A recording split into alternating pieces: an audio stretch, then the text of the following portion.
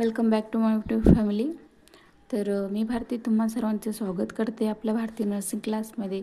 तर आजच्या क्लासमध्ये आपण घेणार आहे PCV. आता PCV म्हणजेच काय, तर PCV जे की नवीन वॅक्सिन आहे ते ॲड झालेले आहेत आता, ते आज आपण या व्हिडिओमध्ये घेणार आहे. तर PCV वॅक्सिन हे ANM फर्स्ट इयरला सुद्धा आहे चाइल्डमध्ये, आणि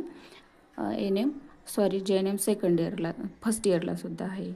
तर खूप महत्त्वाचे टॉपिक आहे हा, आणि पेपरमध्ये सुद्धा नवीन आहे तर त्याच्यामुळे येणारच आहे पेपरला, त्याच्यामुळे लक्ष द्या. आणि चॅनलला जर जॉईन झाले नसतील तर आपल्या भारतीय नर्सिंग क्लासला लगेच जॉईन व्हा, जेणेकरून तुम्हाला लाईव्ह क्लाससुद्धा अटेंड करता येतील, आणि आपले जे काही लाईव्ह क्लास आहेत त्याचेसुद्धा नोटिफिकेशनही तुम्हाला सर्वात आधी मिळेल.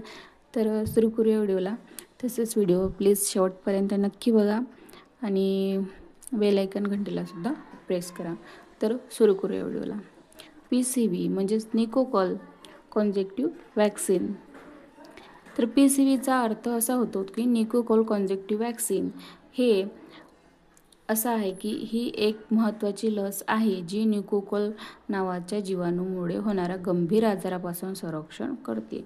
आता ही वॅक्सिन अशी आहे की जी जीवाणू, आता कोणता आहे तर निकोकॉल नावाचा एक जीवाणू आहे, तर त्या जीवाणूमुळे होणारा जो गंभीर आजार आहे त्या आजारापासून याचे संरक्षण करते. तर PCV लस कशासाठी आहे, तर PCV लस ही एक स्ट्रेप्टोकोकस न्यूमोनिया नावाचा जीवाणूमुळे होणारा निकोकॉल आजारांपासून संरक्षण करते. आता PCV काय, तर स्ट्रेप्टोकोकस न्यूमोनिया नावाचा जो जीवाणू आहे तर ते त्यामुळे निकोकॉल आजारापासून संरक्षण करते. तर निकोकॉल ही वॅक्सिन या आजारापासून ते संरक्षण करते. तर लहान मुलांमध्ये आणि काही विशिष्ट आरोग्य धोके असलेल्या प्रौढांमध्ये सुद्धा जीवाणू गंभीर आजाराचा निर्माण करू शकतो. तर लहान मुलांमुळे तर ही गंभीर स्वरूपाचं लक्षण दिसूनच येतात, पण प्रौढांमध्ये सुद्धा ही जीवाणू गंभीर स्वरूपात निर्माण करू शकतात.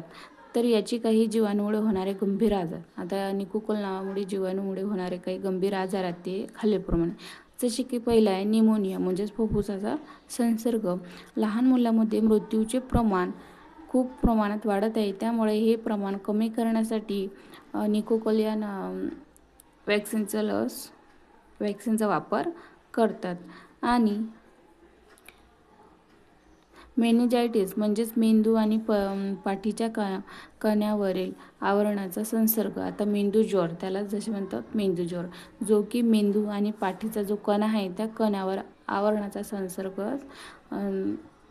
मेंदूज्वर होतो.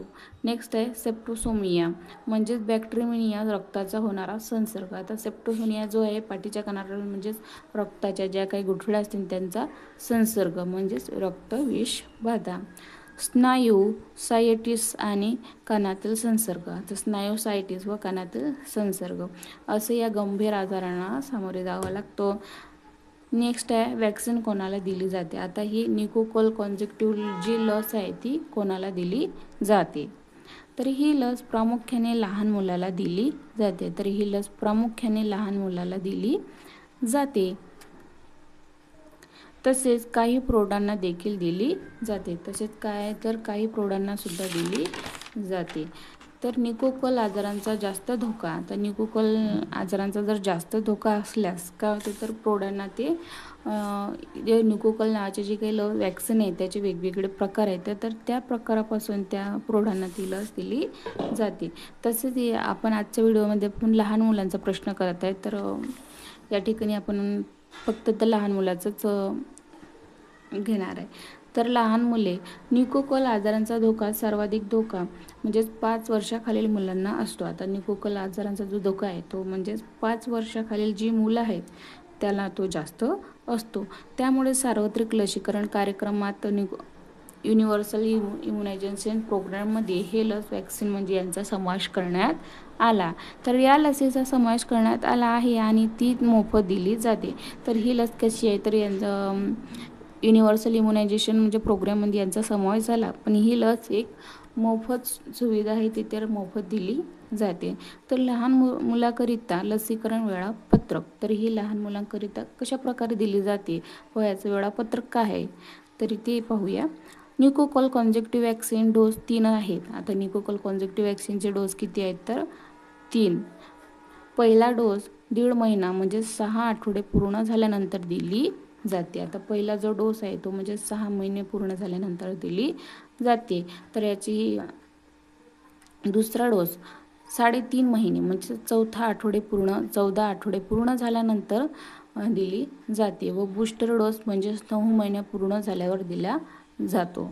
तर अशा प्रकारचे जे 3 डोस आहेत तर हे कुठं देतात, तरी ही लस उजव्या मांडीच्या स्नायूमध्ये मसल्समध्ये दिली जाते. आता ही उजवी जी मांडी आहे त्या उजव्या मांडीमध्ये मसल्समध्ये ती दिली जाते. आणि इतर नियमित लसीसोबत दिली जाते. आता इतर लसीसोबत नियमित ते दिली जाते. उदाहरणार्थ पोलिओ, रोटा, पेंटा ई दिली जाते. आता यांच्याबरोबर ही वॅक्सिन दिली जाते. आता याचे महत्त्व काय तर न्यूकोकॉल कॉन्जेक्टिव्ह आजार ही लस लहान मुलांमध्ये जास्त प्रमाणात घडून येतात व लहान मुली मृत्यूचे प्रमाण हे खूप वाढत आहे. त्याच्यामुळे मृत्यूचे प्रमाण कमी करणे किंवा लस बालमृत्यू दर कमी करण्यासाठी याचा उपयोग होतो. आणि याचे महत्त्वाचे म्हणजे कारण आहे की याचं महत्त्वाचं जे कारण आहे ते म्हणजे बालमृत्यू कमी करण्यासाठी कॉन्जेक्टिव्ह वॅक्सिन या लसीचा वापर होतो. नेक्स्ट म्हणजे आता ही लस दिल्यानंतर याची काही चिन्ह लक्षण आहेत ते चिन्ह लक्षण आपण खालीलप्रमाणे पाहूया. तर लहान मुलामध्ये PCV लस दिल्यानंतर दिसणारे सामान्य चिन्ह लक्षणे. आता ज्या ठिकाणी ही इंजेक्शन दिले आहे उदाहरणार्थ मांडीवर तर तिथे बाळाला स्पर्श केल्यास वेदना होऊ शकतात. आता हे लस बाळाला मांडीवर दिलेली आहे तर त्यालाच हात लावल्यास बाळाला वेदना होऊ शकतात. इंजेक्शनच्या जागी थोडा लालसरपणा किंवा सूज येऊ शकतो. आता इंजेक्शनच्या ठिकाणी काय होते बाळाला लालसरपणा येतो किंवा त्या ठिकाणी सूज येते. आणि बऱ्याचशा वेळा गाठ काही मुलांना इंजेक्शनच्या जागी एक छोटीशी स्पर्श केल्यास कडक वाटणारी गाठ हाताला लागते. आता ज्या ठिकाणी इंजेक्शन दिले जाते त्या ठिकाणी लहान मुलांना स्पर्श केल्यास त्या ठिकाणी एक छोटीशी किंवा कडक वाटणारी अशी गाठ हाताला लागते. दुसरं म्हणजेच लहान मुलांना हलका ताप येऊ शकतो. हा ताप साधारणपणे 2 दिवसाच्या आत कमी होतो. लस दिल्यानंतर ताप येणे ही सामान्य गोष्ट आहे. आता लस दिल्याने ताप येणे ही एक सर्वात सामान्य गोष्ट आहे. चिडचिड बाळाला काय होते याच्यामध्ये चिडचिड किंवा बाळ नेहमीपेक्षा जास्त चिडचिड करू शकतो किंवा अवस्था वाटू शकते किंवा त्या बाळाला अस्वस्थ वाटू शकते. तसेच भूक कमी होणे किंवा आता वॅक्सिन दिल्यानंतर काय होते आता पहिला जो डोस आहे 6 आठवड्याचा त्यामध्ये ही ज्यावेळेस बाळाला एक खट्ट्यात 3-3, 4-4 इंजेक्शन देतात वॅक्सिन देतात त्यामुळे बाळाला काय होते तर शांत झोप लागते किंवा बऱ्याचशा वेळा झोप येत नाही किंवा जास्त चिडचिडपणा होतो. आणि याच्यामध्ये भूकसुद्धा कमी होते. बाळ नेहमी दिवसभर किंवा 4-5 तास हे झोपून राहतं. त्याच्यामुळे जास्त टेन्शन घेण्यासारखं याच्यामध्ये काहीही नाही. जास्त झोप बाळाला इंजेक्शन दिल्यावर त्याला जास्त झोपसुद्धा येऊ शकते. हे बरोबर आहे. तर बाळाला इंजेक्शन दिल्यानंतर जास्त झोपसुद्धा येऊ शकते. आणि आपण बाळाला जर स्पर्श केला आता ज्या ठिकाणी PCV ही वॅक्सिन देतात उजव्या मांडीवर तर त्या ठिकाणी आपल्याला छोटीशी किंवा कडक वाटणारी अशी गाठ दाबून पाहिल्यास तर कडक वाटणारी हाताला स्पर्श होते अशी गाठ त्या ठिकाणी दिसून येतं. तर हे झाले कॉन्जेक्टिव्ह वॅक्सिनची PCV म्हणजेच चिन्ह लक्षणे असे त्या बाळामध्ये दिसून येतात. तर याच्यावर घ्यावायची काळजी काय तर काळजी म्हणजे बाळ उजव्या मांडीला बर्फाने शेकत राहावे जेणेकरून ही त्या वॅक्सिनचे जे तापमान आहे टेम्परेचर आहे ते कमीत राहील आणि बाळाला जास्त त्राससुद्धा होत नाही. आणि ताप येणे याच्यामध्ये सर्वात सामान्य लक्षण आहे. त्याच्यामध्ये बाळाची इम्युनिटी वाढण्यासाठी ताप त्याच्यामध्ये येत राहतो. तर हे सुद्धा घाबरण्याचं चिन्ह लक्षणे नाही आहेत. आणि याच्या व्यतिरिक्त आणखी काही जर जास्त चिन्ह लक्षण आहेत तर लगेच आपल्या आशेना किंवा जवळच्या डॉक्टरांना भेट द्यावा. तरी ही झाली आपली PCV म्हणजे न्यूकोकॉल कॉन्जेक्टिव्ह लसबद्दल थोडक्यात माहिती. तर अशा प्रकारचे जे 3 डोस आहेत बूस्टर, पहिला 6, दुसऱ्यानंतर 14 आठवड्यात आणि 9व्या आठवड्यात म्हणजे बूस्टर डोस. तर हे झाले त्याचे 3 डोस. आणि व्हिडिओ तुम्हाला कसा वाटला कमेंट करा, व्हिडिओला भरपूर लाईक करा, चॅनलला आपल्या लगेच सबस्क्राईब करा आणि व्हिडिओ स्किप न करता शेवटपर्यंत नक्की बघा. आणि तुम्ही आतापर्यंत आपल्या भारतीय नर्सिंग क्लासला जर जॉईन झाले नसाल तर तुम्ही लगेच जॉईन व्हा. तुम्हाला आपल्या लाईव्ह क्लास हे अटेंड करण्यात खूप सोपं जाईल. तर भेटूया नेक्स्ट व्हिडिओमध्ये. याच्यामध्ये काही अडचण असल्यास कमेंट करा, आपण त्याच्यावरती एक सेपरेट व्हिडिओ बनवू. तर भेटूया नेक्स्ट व्हिडिओमध्ये. तोपर्यंत बाय.